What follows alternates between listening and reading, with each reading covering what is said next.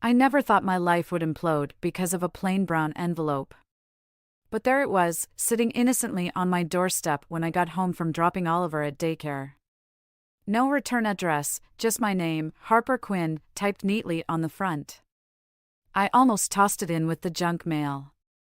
My hands were full of grocery bags, and I was already running late for a client consultation. But something about that envelope nagged at me. Maybe it was how precisely my name was centered, or how the paper felt expensive between my fingers. Inside were photos. At first, they didn't make sense, just random shots of downtown Seattle. Then I saw him. My husband Caleb, walking into the Fairmont Olympic Hotel. Another shot showed him at their bar, leaning close to a woman with long dark hair. The final photo punched the air from my lungs, Caleb kissing her in the elevator, his hands tangled in that same dark hair. The timestamp showed these were taken just 3 days ago, when he'd told me he was pulling an all-nighter at the office for a product launch.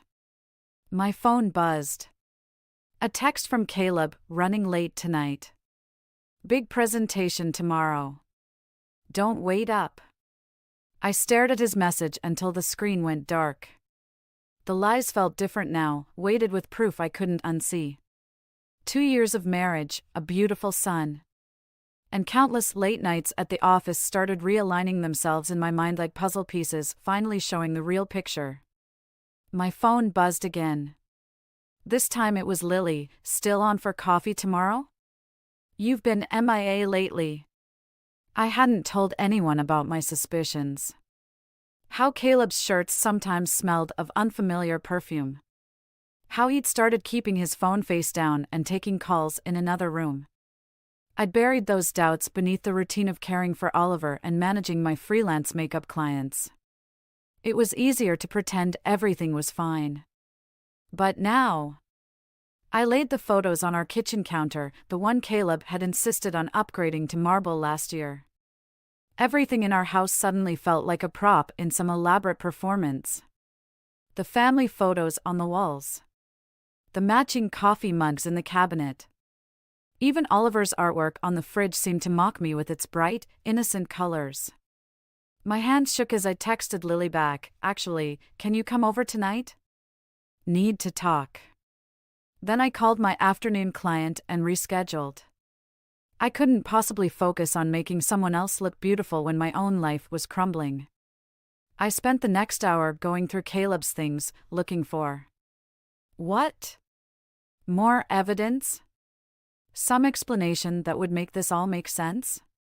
In his closet, I found receipts for restaurants I'd never been to, tucked into jacket pockets. A small jewelry box from Tiffany's hidden behind his winter sweaters, definitely not something I'd ever received. The front door opened at exactly 6:15 p.m., right on schedule. "Honey? Why's your car still here?" Caleb's voice carried upstairs, confused but not worried. "Not yet." I looked at myself in our bedroom mirror, smoothing my hair and straightening my shoulders. The woman staring back at me wasn't the same person who'd walked through that door with groceries this morning. That Harper had been naive, trusting. This Harper had evidence scattered across her marriage bed and rage simmering beneath her skin. "Up here," I called out, surprised by how steady my voice sounded. "We need to talk about your late nights at the office." His footsteps paused on the stairs. In that moment of silence, I could almost hear the gears turning in his head, crafting explanations and excuses. But I had photos that told the truth, and soon he'd realize that his carefully constructed double life was about to come crashing down. I picked up the envelope and waited for my husband to walk into a conversation that would change everything. The dinner table felt like a minefield. My mother kept glancing at Caleb's empty chair while Dad pushed his pot roast around his plate. Oliver, blissfully unaware of the tension, happily smeared mashed potatoes across his face. Another late meeting? Mom's voice carried that edge I'd grown to hate, the one that said "I told you so" without actually saying it. Product launch, I replied automatically, the lie tasting bitter on my tongue.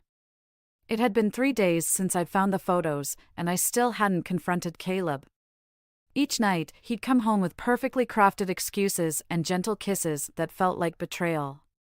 You know, Harper, Dad set down his fork when your mother and I were starting out. James, Mom warned, but he continued. No, Margaret, she needs to hear this. When we were young, I worked 2 jobs to keep us afloat. But I never missed Sunday dinner. Not once. I focused on wiping Oliver's face, grateful for the distraction. Caleb's company is different. Tech startups are demanding. Too demanding to see his son? Mom's question hung in the air like smoke. My phone buzzed. A text from Caleb, sorry, babe. Meeting running long. Tell your parents I'm sorry to miss dinner. Kiss Oliver goodnight for me. I showed them the message, watching their expressions darken. The same expressions they'd worn when I'd announced my engagement to Caleb 3 years ago. They'd never said it outright, but they'd seen something in him that I'd been too in love to notice. I should get Oliver home for bed, I said, standing up. It's past his bedtime. Mom followed me to the door while Dad got Oliver ready. Sweetheart, is everything okay? You seem different lately. For a moment, I almost told her everything. About the photos, the lies, the nights I lay awake listening to Caleb shower as soon as he got home, washing away evidence of where he'd been. But telling her would make it real, and I wasn't ready for that yet. I'm fine, Mom. Just tired. She hugged me tight, and I had to fight back tears. You know you can always come home, right? You and Oliver both. The drive home was quiet except for Oliver's soft snoring from the backseat. I took the long way, passing by Caleb's office building. His car wasn't in its usual spot, but I hadn't expected it to be. I wondered if he was with her right now, in some expensive hotel room, while I drove our son home alone. When I pulled into our driveway, I noticed a woman standing near our front door. For a wild moment, I thought it might be her, the dark-haired woman from the photos. But as I got closer, I recognized Lily's familiar silhouette. Surprise, she called out softly, noticing Oliver asleep in my arms. I brought wine and that terrible reality TV show you love. Inside, after putting Oliver to bed, Lily poured us each a generous glass of red. Okay, spill. You've been avoiding me for days, and you look like hell. I pulled out my phone, scrolling to the photos I'd saved. Someone sent these to me. Lily's sharp intake of breath said everything. She flipped through them slowly, her expression hardening with each swipe. That son of a bitch. I don't know what to do, I admitted, the words finally breaking free. I haven't confronted him yet. I keep waiting for. I don't know what I'm waiting for. You're waiting for it not to be true, Lily said gently. But Harper, you need to. The front door opened, and Caleb's voice called out, Honey? Why are all the lights still on? Lily and I froze, staring at each other.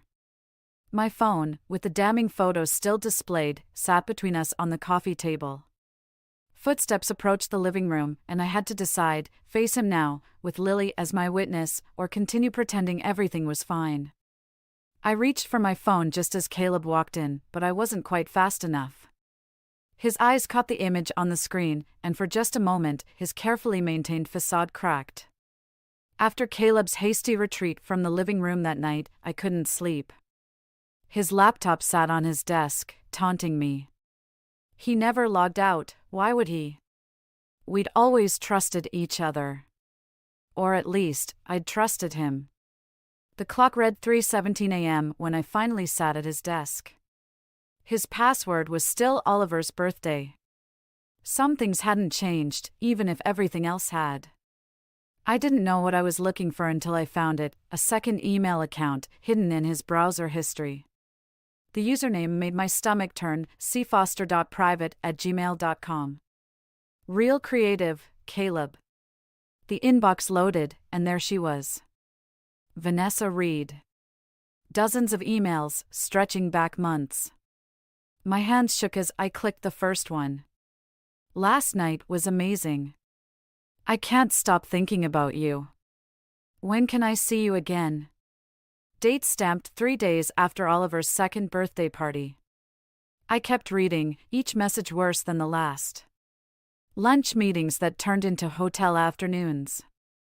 Weekend business trips that were actually romantic getaways. Plans, promises, declarations of love, all while I was at home, raising our son, believing his lies about late nights at the office. Harper? I jumped. Caleb stood in the doorway, his hair messy from sleep. For a moment, he looked like the man I'd fallen in love with, vulnerable, real. Then his eyes fell on the laptop screen. I can explain, he started. Explain what? My voice sounded strange, distant. How you've been sleeping with your coworker since our son turned 2. Or how you took her to Paris last month when you said you were at a tech conference. He stepped forward. It's not what you think. Really? I turned the screen toward him. Because I think it's exactly what these emails show. You and Vanessa planning your little rendezvous while I'm at home, being the perfect wife, the devoted mother. Lower your voice, he hissed. You'll wake Oliver. Oh, now you care about Oliver? The laugh that escaped me didn't sound like my own. Where was that concern when you were missing his doctor's appointments for your afternoon hookups? His face changed then, hardening into something I didn't recognize. You want to know the truth? Fine. Yes, I'm seeing Vanessa. Yes, it's been going on for months. Because with her, I don't have to pretend to be perfect all the time. She doesn't look at me with disappointment when I work late or miss a family dinner. No, she just looks at you naked in hotel rooms while your wife and child wait at home. He flinched. That's not fair. Fair? I stood up so quickly the chair crashed backward. You want to talk about fair? I'm going to show you fair. I grabbed my phone and started forwarding the emails to myself. Caleb lunged for the laptop, but I blocked him. Don't, he warned. Think about what you're doing. Think about Oliver. I am thinking about Oliver. I'm thinking about how I'm going to explain to our son why his father is a lying, cheating. A cry from down the hall cut me off. Oliver, awakened by our fighting. We both froze, the sound of our son's distress cutting through the tension like a knife. I'll get him, Caleb said, moving toward the door. No. I stepped in front of him. You don't get to comfort him.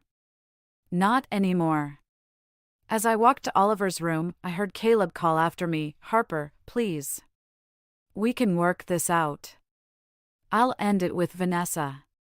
I'll do whatever you want. I picked up our crying son, holding him close, breathing in his innocent scent. It's okay, baby, I whispered.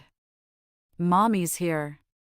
Over Oliver's shoulder, I watched Caleb hovering in the doorway, his face a mask of regret and desperation. But all I could see were those emails, those lies, those betrayals playing on repeat in my mind. Pack a bag, I said quietly, still rocking Oliver.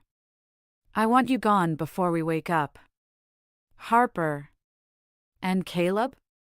I met his eyes, letting him see all the hurt and anger I'd been holding back. Tell Vanessa she can have you. I'm done. Oliver's sobs quieted to hiccups as Caleb's footsteps retreated down the hall. In the darkness of the nursery, I made a silent promise to my son. This wasn't the end of our story, it was just the beginning of a new one.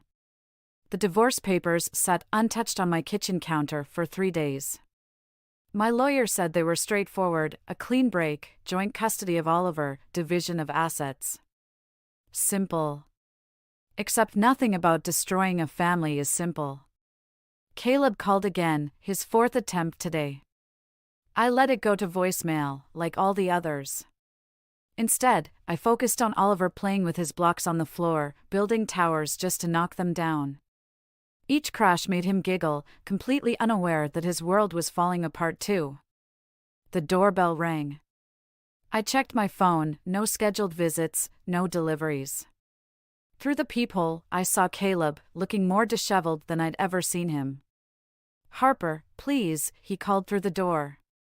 5 minutes. That's all I'm asking. I glanced at Oliver, still absorbed in his blocks.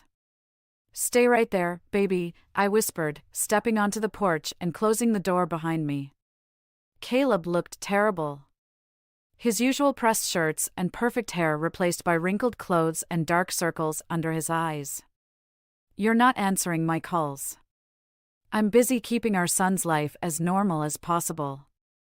I miss him. I miss you both." He reached for my hand, but I stepped back. "We can fix this."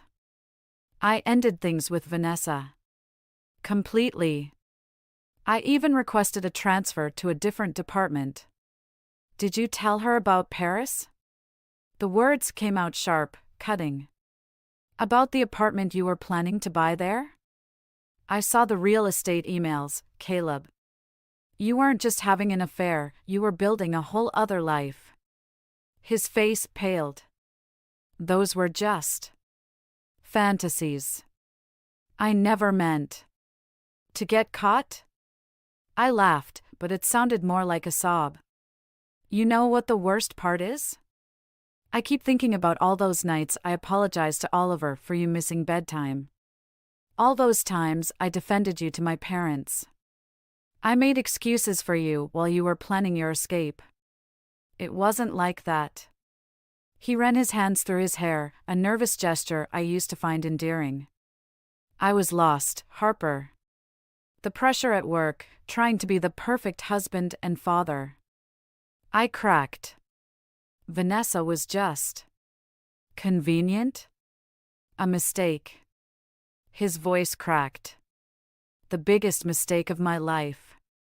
But we have history, Harper. We have Oliver. We can get through this." A car pulled into our driveway, Vanessa's sleek BMW. My heart stopped as she stepped out, designer handbag clutched like armor. "What is she doing here?" I hissed at Caleb. I don't know." He looked genuinely shocked. "I swear, Harper, I didn't." "Save it." I turned to face Vanessa as she approached, her confidence faltering slightly when she saw my expression. "Harper," she started, "I know this is inappropriate, but we need to talk. All of us." "About what?" "How you and my husband planned your perfect Parisian life while I changed diapers." "No, about," she opened her bag, pulling out an envelope. "About this." Inside were more photos, dozens of them. But these weren't of Caleb and Vanessa. They were of Caleb with other women. Different hotels, different cities, different dates. Some from before Vanessa, some after. "He's been lying to both of us," Vanessa said quietly. "I found these on his work laptop yesterday. There are others." I stared at the photos, each one a fresh betrayal. All those business trips, all those late nights. My hands started shaking. "Harper," Caleb stepped toward me, "I can explain." The sound of Oliver's laughter drifted through the front door, innocent and pure. Something inside me hardened. "No," I said, my voice steady. "No more explanations. No more lies." I turned to Vanessa. "Thank you for showing me these. You can keep him." "Harper, please," Caleb reached for me again. "The papers are inside. Sign them by Friday, or I'll make sure every woman you've ever deceived gets their day in court." I opened the front door. "And Caleb?" "Oliver's birthday party is next weekend. Don't come."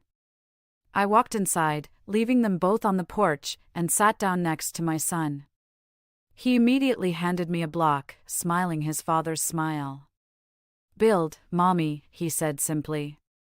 So I did, helping him create something new from the pieces of our broken world. The fashion show prep room buzzed with nervous energy. Models rushed between makeup stations while designers made last-minute adjustments. This was my first major event since the separation, and my hands trembled slightly as I applied eyeliner to a willowy blonde. Harper? My client list coordinator appeared, tablet in hand. There's been a change. The lead designer wants you to do Vanessa Reed's makeup. She's closing the show. The eyeliner pencil snapped in my grip. I don't work with homewreckers, I said quietly, keeping my voice steady despite the surge of anger. She specifically requested you. Said you're the best in Seattle. He paused, checking his tablet. It would mean a lot of exposure. She's being featured in Vogue next month. Of course she was. Vanessa always landed on her feet, even after our confrontation. The photos she'd revealed about Caleb's other affairs had done nothing to diminish her own role in destroying my marriage. Fine, I said, surprising myself. Send her over. Vanessa appeared minutes later, wearing a silk robe and an uncertain expression. Harper, Sit. I gestured to the chair, already reaching for my brushes. And don't talk. I need to concentrate. She complied, and I began working. Each stroke of the brush was precise, professional. I could make her beautiful, or I could make her look like a circus clown. The power was intoxicating.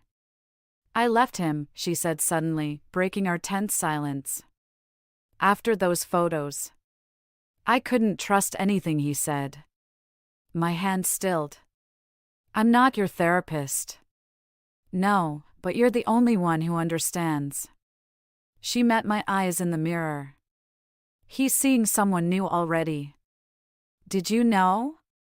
I didn't, and the knowledge hit harder than expected. My brushstrokes became slightly more aggressive. Some junior executive at his company.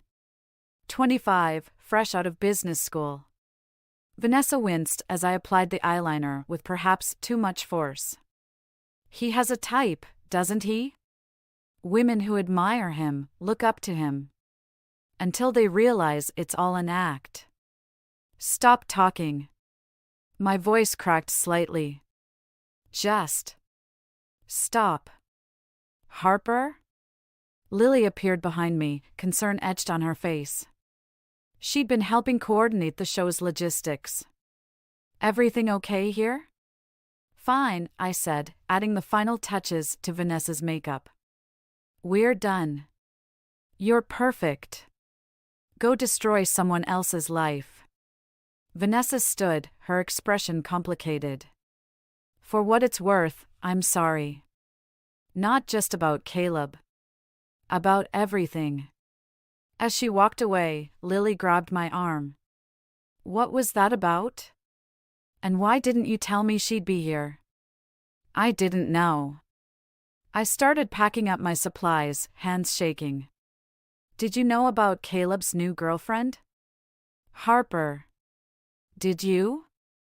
Lily's silence was answer enough. I pushed past her, needing air, needing space. In the hallway, I bumped into someone, the lead designer. Harper Quinn? Perfect timing. I wanted to discuss using you for our Paris Fashion Week team next month. Paris. Where Caleb and Vanessa had planned their future. Where he was probably taking his new girlfriend now. I need a minute. I rushed toward the exit, ignoring the calls behind me. Outside, the Seattle rain matched my mood. My phone buzzed, a text from my mom, Oliver's having a great time. Don't worry about rushing back. Another buzz. Caleb, can we talk about adjusting the custody schedule? Sarah would like to meet Oliver. Sarah. The new girlfriend had a name. I stared at my reflection in a rain puddle, mascara running down my cheeks. The woman looking back at me seemed foreign, broken, lost. But something else flickered in those eyes. Determination. Rage. Power. My phone buzzed again. The lead designer, Paris offer stands. All expenses paid, 3-week contract. Need answer tonight. I thought about Caleb and his parade of women. About Vanessa and her perfectly made-up face. About Oliver, who deserved a mother he could be proud of. Walking back inside, I found the lead designer. About Paris, I said, my voice stronger than I'd felt in months. I'm in. But I have one condition: I want to do Vanessa's makeup for the entire show. Sometimes the best revenge isn't about destruction. It's about rising above, shining brighter, and showing them exactly what they lost. Paris in December wasn't the romantic dream I'd imagined. Rain pelted the hotel windows as I unpacked my makeup supplies, trying to focus on tomorrow's show. 3 weeks of working alongside Vanessa, my own personal version of hell, dressed up as career advancement. My phone lit up with a video call from home. Oliver's face filled the screen, chocolate smeared across his cheeks. Mommy! Look what Sarah made. Sarah. Of course she was there during Caleb's custody time. My stomach clenched as the camera panned to show elaborate Christmas cookies spread across my former kitchen counter. My kitchen. Where that woman now played happy families with my son. They're beautiful, baby, I managed. Are you being good for Daddy? Sarah's teaching me to decorate. His innocent excitement felt like needles in my heart. When are you coming home? Soon, sweetheart. Just 2 more. The call dropped. Typical Paris hotel Wi-Fi. I tried reconnecting, but messages started flooding in instead. Caleb, Oliver's asking for you. Maybe you should reconsider this Paris thing. Mom, he needs stability right now, not a globe-trotting mother. Lily, call me ASAP. Caleb's filing for primary custody. The room spun. I grabbed the desk for support, knocking over my makeup case. Brushes and palettes scattered across the floor like my shattered life. A knock at the door. Vanessa stood there, perfect as always in her model pose. Harper? The designer wants to discuss tomorrow's look. Get out. My voice sounded strange, distant. Are you okay? You look like someone who lost everything? I laughed, harsh and broken. While you're here living your dream career, my ex-husband and his new girlfriend are stealing my son. Vanessa stepped inside, closing the door. Caleb's filing for custody? Don't pretend you care. I started picking up scattered makeup brushes, hands shaking. This is what you wanted, right? To destroy my life? I never wanted. Save it. A brush snapped in my grip. You know what's funny? I thought doing your makeup, making you look perfect for these shows, would be my revenge. Show you both what you lost. But you didn't lose anything, did you? You got your career, your freedom. I'm the one who lost everything. Harper, stop. Vanessa grabbed my hands, forcing me to look at her. Caleb doesn't deserve Oliver. Or you. Or any woman. He's a narcissist who collects people like trophies. I learned that too late, but you're stronger than I ever was. I pulled away. Strong? I'm in Paris doing makeup while another woman bakes cookies with my son. No, you're in Paris building your career while Caleb plays house with his latest victim. She picked up my phone, showing me the cookie photo. Look closer. I did. Behind Oliver's smiling face, I saw what she meant. The kitchen I'd loved was now stark white, my colorful curtains gone, my spice rack replaced with modern minimalism. Sarah's influence, erasing me piece by piece. He's doing to her what he did to us, Vanessa said quietly. Creating the perfect life, the perfect woman. Until she stops being perfect. My phone buzzed again. Lily, don't panic. I've called your lawyer. Sarah's history of job hopping and 3 failed engagements won't look good in court. We've got this. Lily. Always fighting in my corner while I ran away to Paris. The show starts in 12 hours, Vanessa said, gathering my scattered supplies. Make me beautiful. Make me perfect.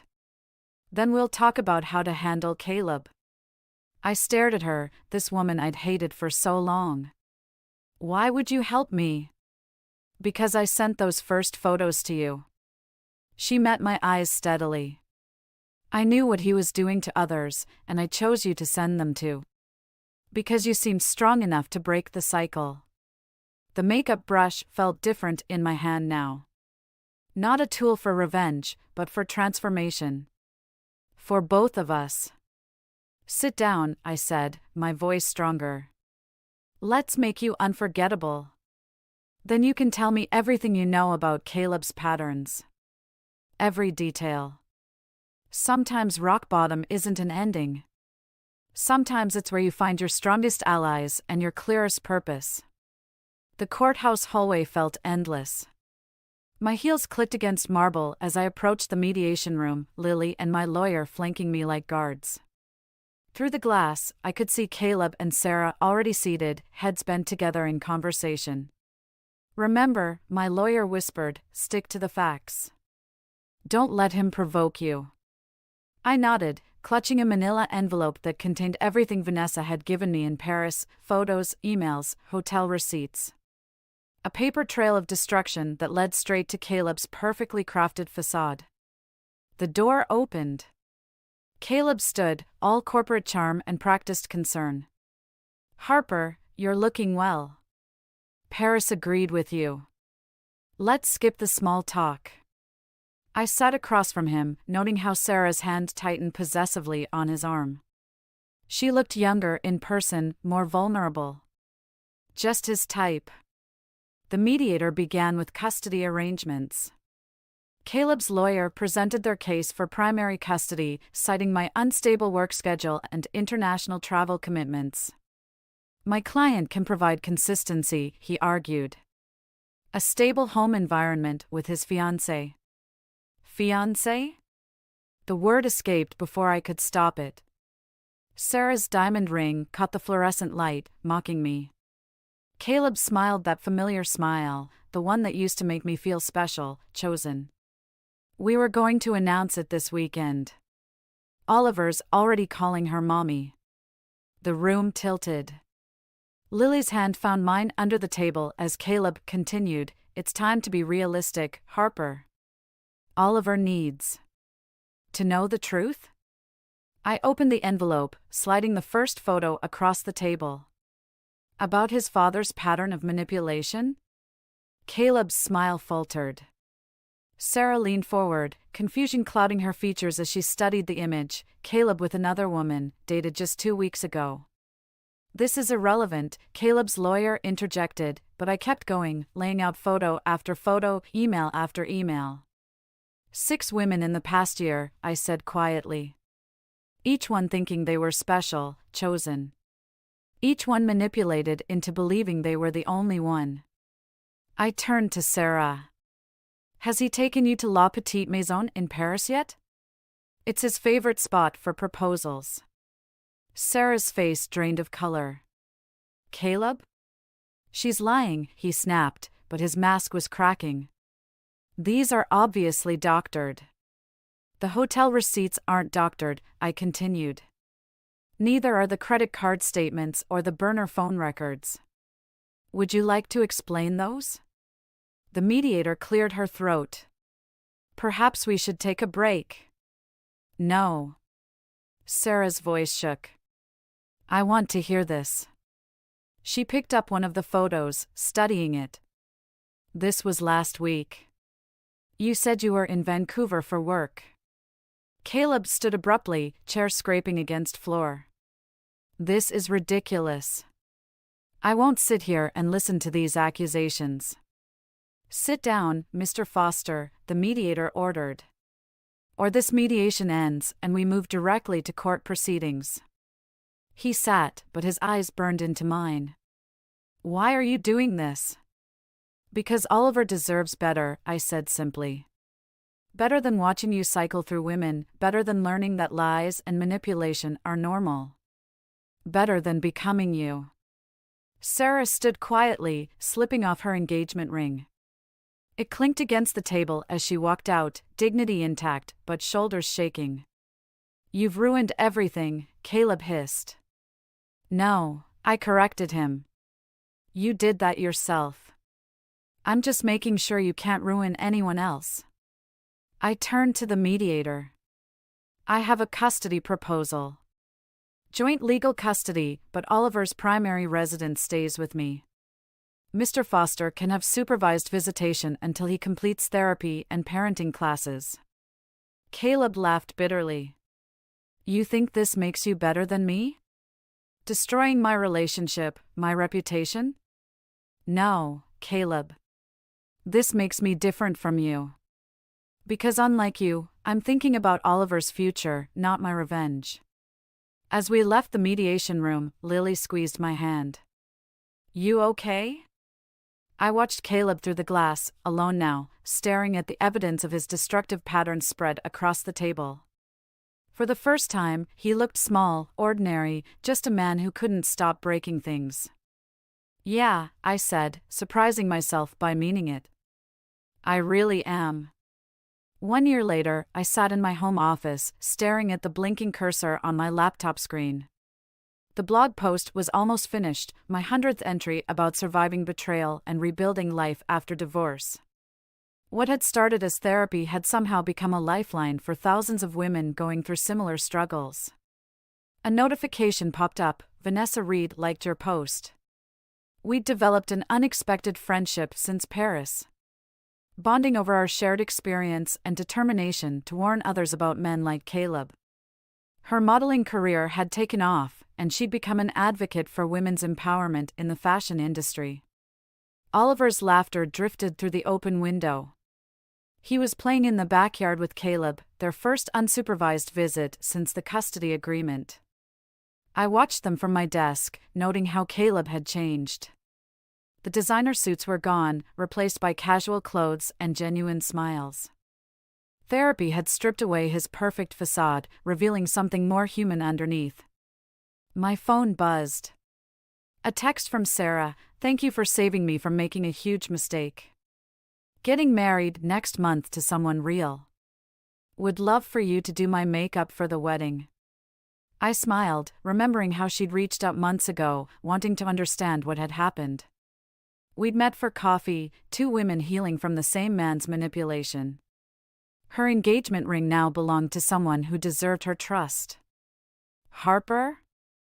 Lily appeared in my doorway, carrying 2 glasses of wine. "Your parents just called. They want to know if you're still coming to dinner tonight. Wouldn't miss it." I saved my blog post and closed the laptop. Dad's making his famous pot roast. The same pot roast from that awful dinner when everything started falling apart? The very same. I took a glass from her, remembering that night. Who would have thought that was actually the beginning of everything coming together? Outside, Oliver squealed as Caleb pushed him on the swing. Higher and higher, but not too high, Caleb was learning boundaries, finally understanding that love wasn't about possession or perfection. "Your latest post is trending," Lily noted, scrolling through her phone. "The one about forgiveness, not meaning reconciliation. It's what everyone struggles with most." I watched Oliver jump from the swing into Caleb's arms. Learning that you can forgive someone while still choosing yourself. The doorbell rang. My date for dinner, a kind-eyed photographer I'd met at Fashion Week. We were taking things slowly, both carrying our own histories, both understanding that trust is earned in small moments rather than grand gestures. "Time to go in," I called out the window. Oliver ran inside, Caleb following more slowly. "Thanks for today," he said, lingering in the doorway. "And for everything else." The therapy recommendations, the second chance with Oliver. "We're both doing better this way," I replied simply. After they left, Oliver for his playdate, Caleb to his own life, my date to reschedule for another time, I returned to my laptop. The cursor still blinked, waiting for me to finish my story. I typed, "Revenge isn't always about destruction. Sometimes it's about reconstruction, building yourself into something stronger than before. Sometimes the best revenge is simply living well, loving deeply, and letting go of the perfect picture you thought your life would be." Lily read over my shoulder. "That's it? That's how you're ending it?" "No," I said, adding one final line, "because the end of one story is just the beginning of another. And this time, I'm writing my own." I hit publish and stood up, ready for dinner with my parents. Ready for whatever came next. The manila envelope of Caleb's indiscretions still sat in my desk drawer, untouched for months. I didn't need it anymore. Its purpose had been served, not just in saving me, but in saving others too. Outside, the sunset painted Seattle in shades of possibility. My phone buzzed with notifications as the blog post went live. Each one representing someone else finding their way through darkness toward something real. Sometimes the happiest endings aren't about getting everything you wanted, but about discovering what you actually needed. And sometimes, just sometimes, those two things turn out to be completely different stories.